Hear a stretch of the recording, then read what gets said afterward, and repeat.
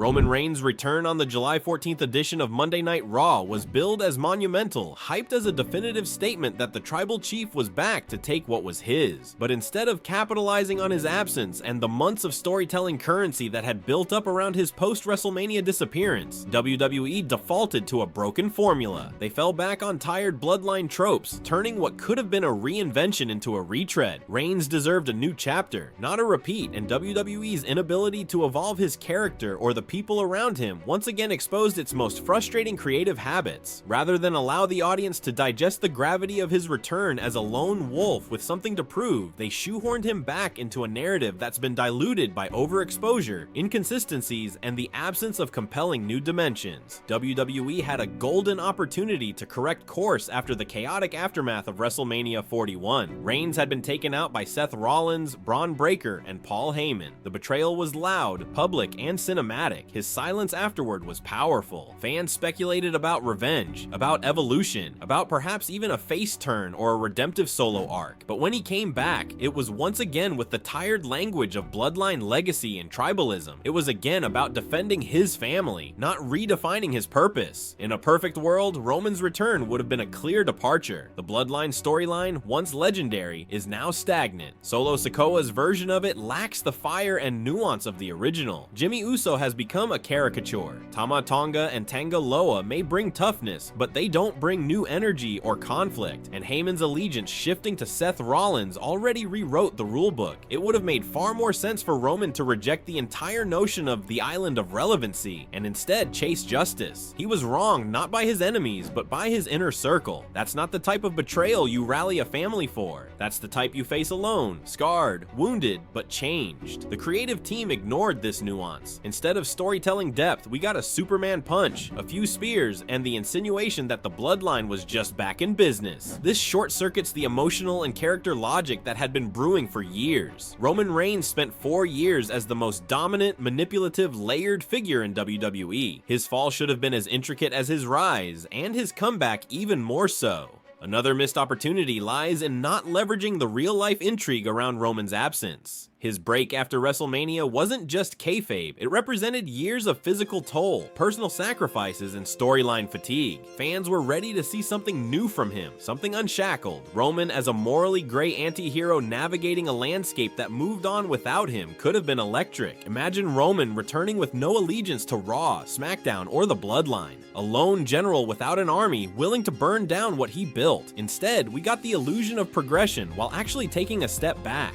His promo language remained the same. His demeanor didn't shift. The very aesthetic, the music, the lighting, the posture told fans nothing has changed. WWE didn't even tease the idea that Roman could have returned with a vendetta against the concept of bloodline itself. He had every reason to reject them. Sikoa abandoned him. Heyman sold him out. Jay and Jimmy fractured years ago, and yet WWE wrote it like the betrayal was a small footnote rather than the most consequential blow Roman had ever received. This isn't just about character, it's also about business. A returning Roman Reigns has potential to spike ratings, reset narratives, and draw fresh interest. But that only happens when the audience senses evolution. When Cody Rhodes returned in 2022, his character had a mission. When CM Punk came back in 2023, it was about legacy. When The Rock re-emerged, it felt like an event. But Roman's return, by tying him back to a version of the bloodline that fans have grown numb to, felt like a rerun of a once great show that doesn't know when to end. It lacked clarity of purpose. Was he seeking revenge on Rollins? On Heyman? Did he have unfinished business with CM Punk, who is now in the world title picture? WWE failed to signal these intentions, leaving his return feeling hollow. Even the crowd reactions, though loud, weren't laced with awe or excitement. They were familiar. Reigns deserved mystery, depth, ambiguity. He got neither.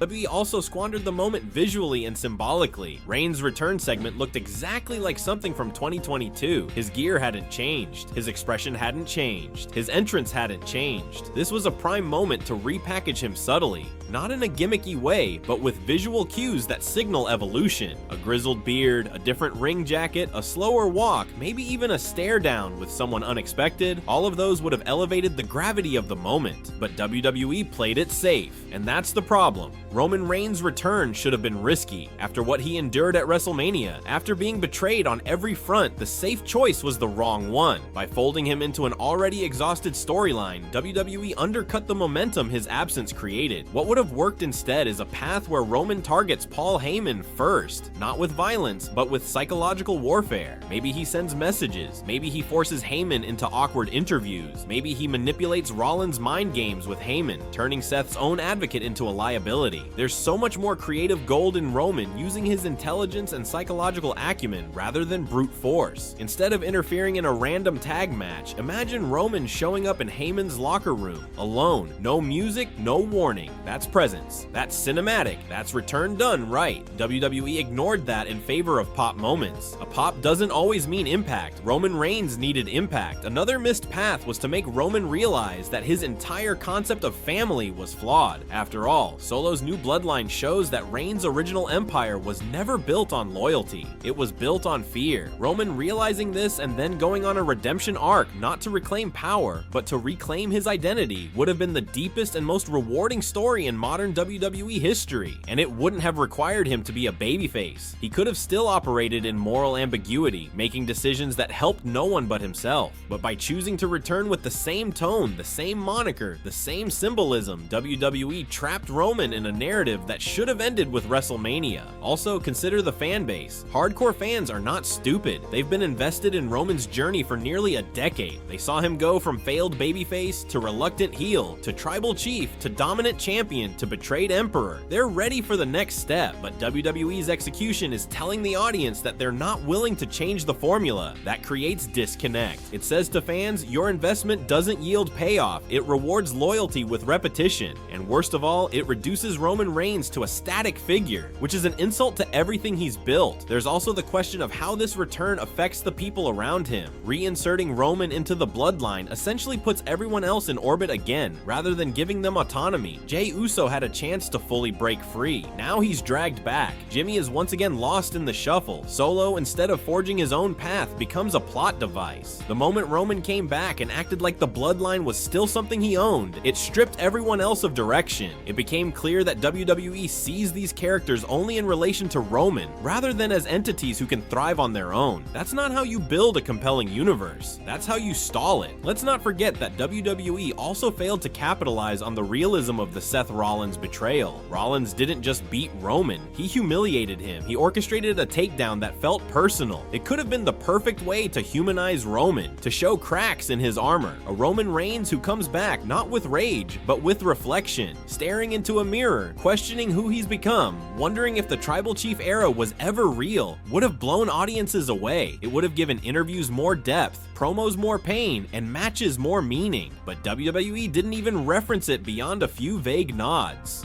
That's not storytelling, and that's box checking. Imagine the contrast if Roman had returned to confront Cody Rhodes. Not with malice, but with curiosity. You finished your story, what if I start mine over? That one line would have shifted the entire power balance in WWE. Reigns could have entered a feud not as an overlord, but as an unmoored icon searching for new purpose. That's mythology. That's epic. Instead, they made him throw a few punches and vanish behind nostalgia.